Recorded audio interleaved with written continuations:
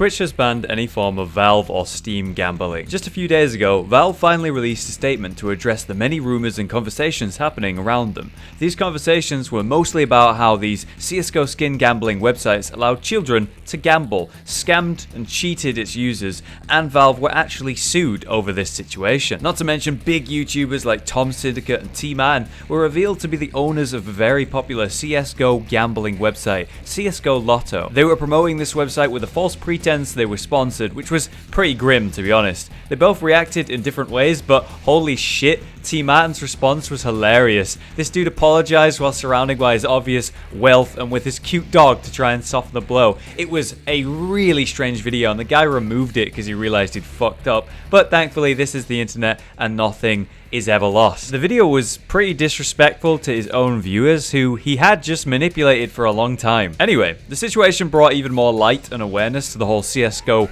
betting situation and how corrupt and horrible it really is. No one can say for sure what finally made Valve speak up, but they did in the end.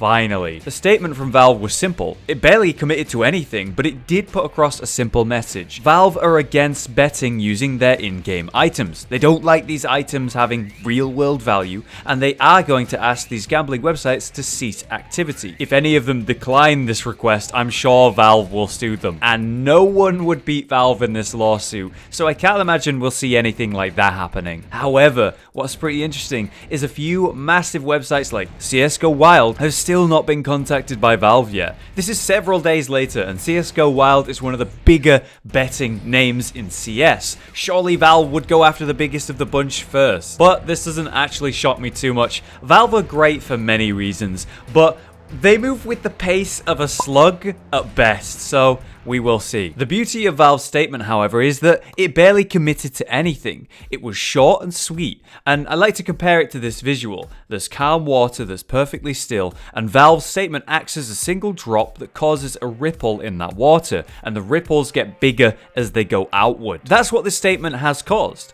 The drop didn't need to be big to cause an impact. We see that in Twitch's response to the situation. Broadcasters are not permitted to stream content that breaks the terms of service or user agreements of third parties. As such, content in which the broadcaster uses or promotes services that violate Valve's stated restrictions is prohibited on Twitch. Here's a simple version of that jargon. You can't stream any form of Valve-related gambling anymore, and you can't promote it in any way either. The whole situation has been a mess for a long time. Dirty websites that trick or steal from their users, and then the bigger ones that certainly have done some shady things like this whole CSGO Lotto situation. But the main problem was that to use these websites, all you needed to do was click a button that says you're over 18. You know, actually, people lie on the internet. I've seen it happen one time. It meant kids were gambling and losing their items. As you do when you gamble, you lose. This whole thing put a very dark light on Valve as a company. And let's not forget that iBuyPower's CSGO Pro team were caught match fixing so they could bet and win skins that they would then sell for money. The whole thing is fucking nuts. This all needed to happen really badly. It is much past time that it did, but I would like to take a moment to remind you that CSGO would not be as popular as it is now or ever have been as successful as it is now without the skins added to the game. The game was actually losing its player base not long after release, and once they brought out their first case filled with skins, for some reason, people got excited. It's like TF2 hats. Each time they add a new case and new items, people would come back, and it kept people interested and invested in the game somehow. And the quality of these skins and visuals definitely got better and better, and so the value went up. Then you have contraband items that are no longer possible to get in game, and certain items that are very hard to get hold of, so they became much rarer. Their value went up. And then, of course, because of these situations, you have traders who barely play the actual game. You have people using these skins to gamble and win big, and you have people buying items off the Steam market with their cash, you know, which is a nice chunk of that money going to Valve. So Valve actually had a ton of reasons to let this continue, you know. It built an economy that was a big part of the life of the game, and with that actually coming to a close, I can only imagine the player base of CSGO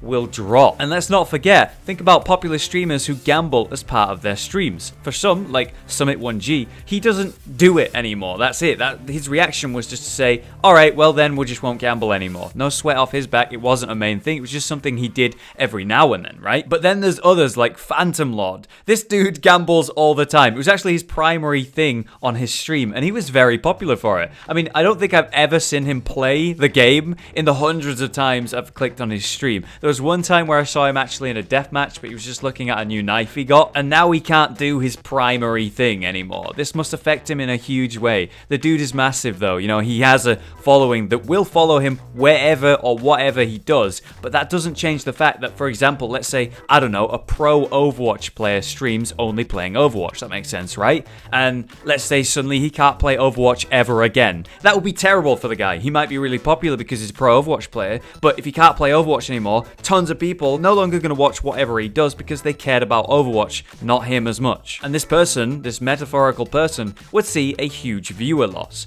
And this is the situation Phantom Lord finds himself. He might start actually playing the game. That'd be crazy, right? Nonetheless, he would lose viewers and a lot of people wouldn't watch him anymore. And that's a shitty situation for him, right? It's all very interesting to think about, and I'm looking forward to seeing what happens to these streamers, to the pro scene of CS, which was so driven by skins and their value, and to see if the player base of CSGO drops, and how this will actually affect Valve, positively or negatively. Anyway, thanks so much for listening, and please let me know your thoughts on all of this. I'd like to say, even if this situation is crazy, it is really nice to be finally talking about CS again. You know, I used to do these newsy type stuff all the time, and it's been a while. Have a good day, guys. I'll see you next time.